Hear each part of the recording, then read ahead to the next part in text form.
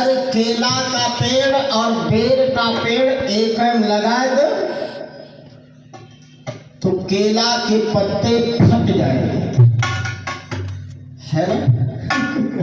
केला के पत्ते फट जाएंगे क्योंकि बेर होती है कटीली, बेर में कांटा हो, केला चिकन होता है, इसलिए केला और बेर एक जगह कटाई बढ़िया सुरक्षित नहीं रह सकता। कहने का मतलब है पति अगर सीधा है, पत्नी कर्कशा है तो दादा जिंदगी कैसे कटे जीवन कैसे कटेगा? आपको भी केला जैसा बनना पड़ेगा माताओं बहनों। अगर पति आपका सज्जन है तो आप में भी सज्जनता होनी चाहिए। हाँ तो लेकिन ना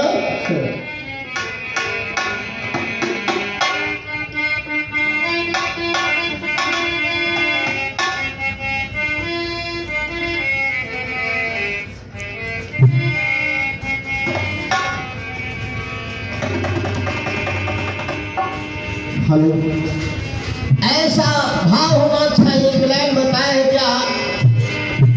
अरे तोता बनाया आपको, पिंजरा बने हम, पिंजरे में बंद करेंगे, बोली सुनेंगे हम।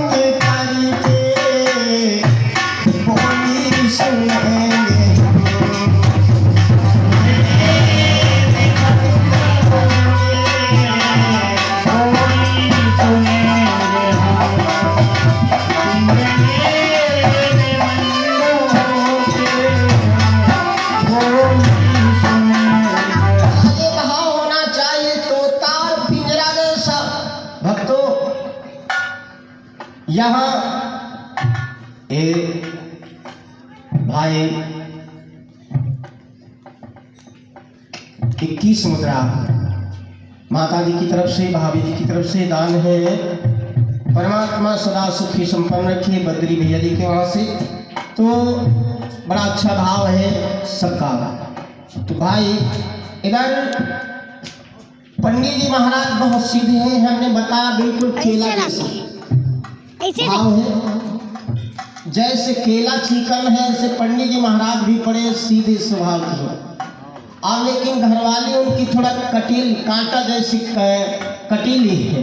हाँ तो रोज झगड़ा हुआ करता है। खैर कोई बात नहीं है। पहले तो थे भी प्रवर नारी से हैरान, महादेव संयोग से हुई न थी संतान।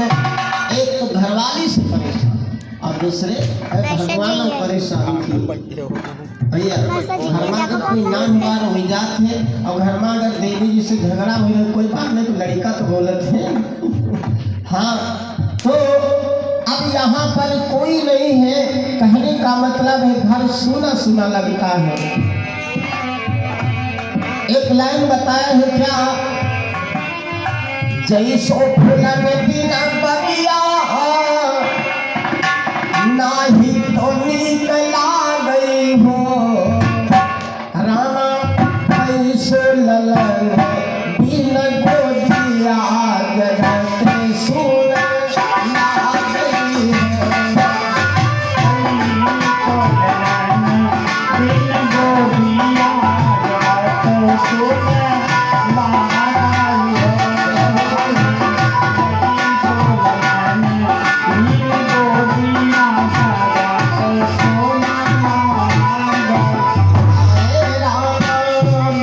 सुन लागई हो।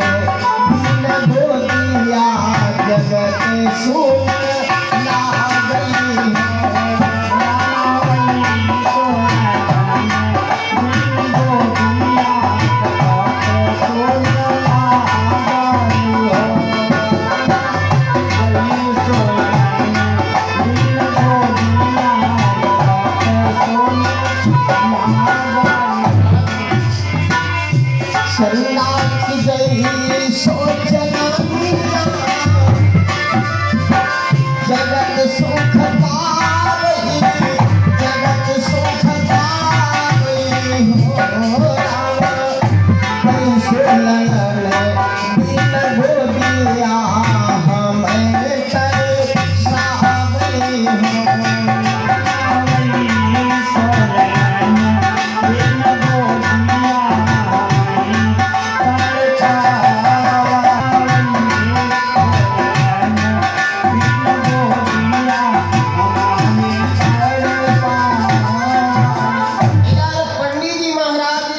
सोचा घर में संतान भी नहीं है और किसके सहारे जीवन को काटूं, घर बड़ा सूना सूना लग रहा है। विचार किया कि इससे अच्छा है कि मर जाऊं। आत्मदेव जी महाराज घर बार छोड़ दिया और घर छोड़ करके एक जंगल में पहुंचे, वहां तालाब बना है। तालाब में डूबने का प्रयास किया। भैया जैसे तालाब में डूबने जा रहे थे, इतने में एक बाबा जी आए गए और बाबा जी ने कहा, भैया ओ नारायण नारायण, ओ कहाँ जा डूबे जा रहे हो, काहे को दिक्कत? लट्टू आई, लट्टू आई नचा रहे हैं। बाबा जी ने कहा, भैया कहाँ जा रहे हो? तो कहा महाराज डूबने के लिए जा रहा हूँ। क्यों? कहा मेरे कोई संतान नहीं है। तो संतान नहीं है तो क्या प्राण दे दोगे? हाँ, कि मैंने सुना है कि जिसकी कोई संतान नहीं होती है वो पिता नरकवासी होता है। यहाँ तक कि बताया कि पूरा परिवार नरक को जाता है। कहा ये किसने बताया है? बाबा जी कहने लगे। हाँ, मान लिया वो इधर सुनता हूँ पापी जो अपने जीवन में पुत्र न पाते हैं, स्वयं नरक को जाते हैं, पुरखों को भी ले जाते हैं।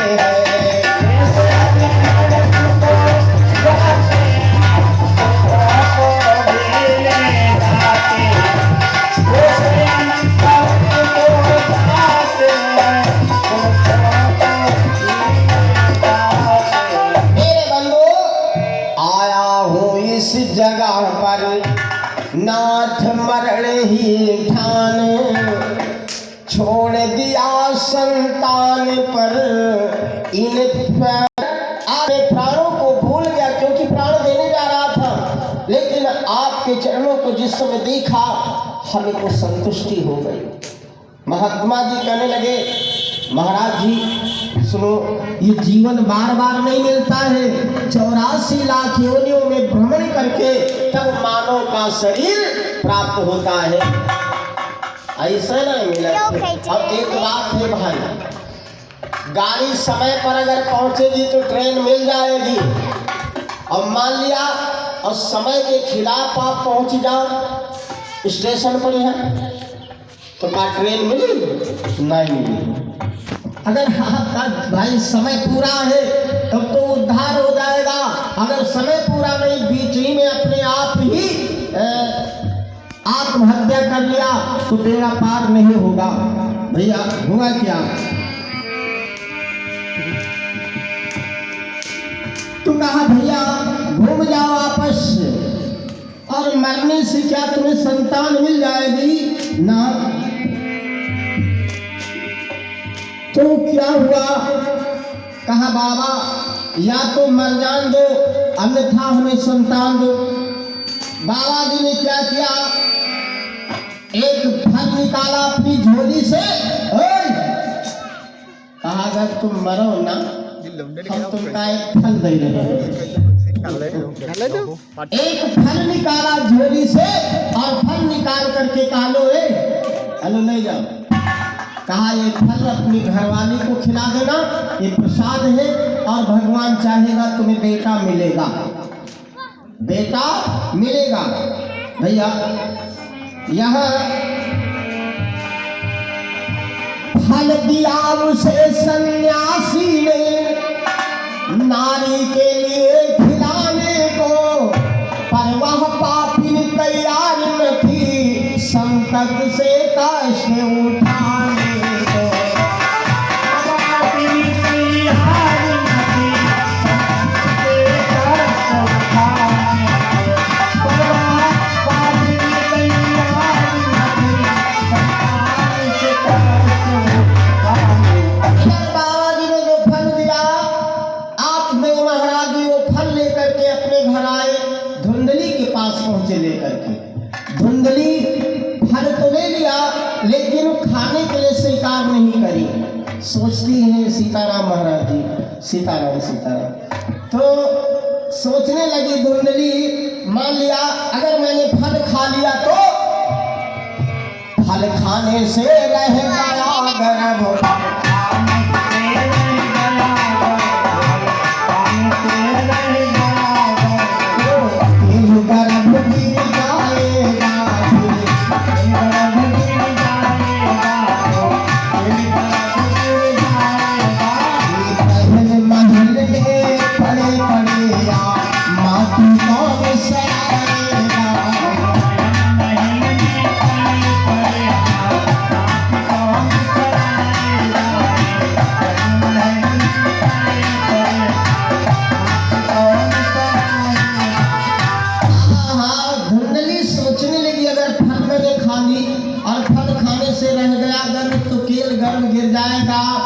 महल महल में पड़े पड़े मिट्टी कौन सड़ाएगा।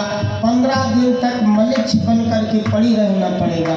हाँ, पड़ी रहूंगी तो इससे अच्छा है भगवान फल खाना ना पड़े, फल मिल जाए। कुछ लोग सोचते हैं मेहनत ना करे पड़े और मजूरी मिल जाए। मेहनत ना करना पड़े, आजकल ज़्यादा मेहनत ना करना पड़े। तो घरवाली ने सोचा भगवान फल का फल मिल जाए और फल खाना न पड़े। थोड़ा ऊंचा करे तब अपने पिया से कहने लगी, जाओ स्वामी मैं फल खा लूंगी। साफ नहीं, वो फल अपने पास रखे रहे। 3-4 महीना हो गए, पास में फल रखे रखे। एक दिन अपने बहन के घर गई। बहन ने जिस समय देखा आज यहाँ, बहन सोचने लगी, कहा बहना और ठीक है, कहा हाँ बहन सब बढ़िया है। फिर क्या बात है, कोई चिंता है? कहा चिंता से कहा क्या है?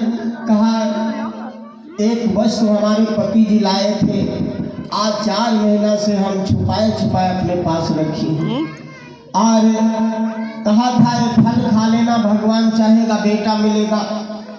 मैंने फल खाई नहीं है और पति से तो कहा पति से झूठ बोलना बहुत गलत बात है, क्योंकि झूठ के बराबर पाप कोई और नहीं है। सांच बराबर तप नहीं, झूठ बराबर पाप। जाके हृदय सांच है ताके हृदय, क्यों सांच बोलने वाले के हृदय में हमेशा भगवान का वास होता है। हाँ, तो सांच बोलो। हाँ भैया, न बदलो तुम पारस से कांच, सांच पर कबहू न आवे आँच, सांच पर यहाँ कबहू आँच नाई आवत है, सांच बोलो। हाँ, तो भाई इधर कहा चलो कोई बात नहीं है, खैर जितने दिन का तुम्हारे पास एक फल रखा है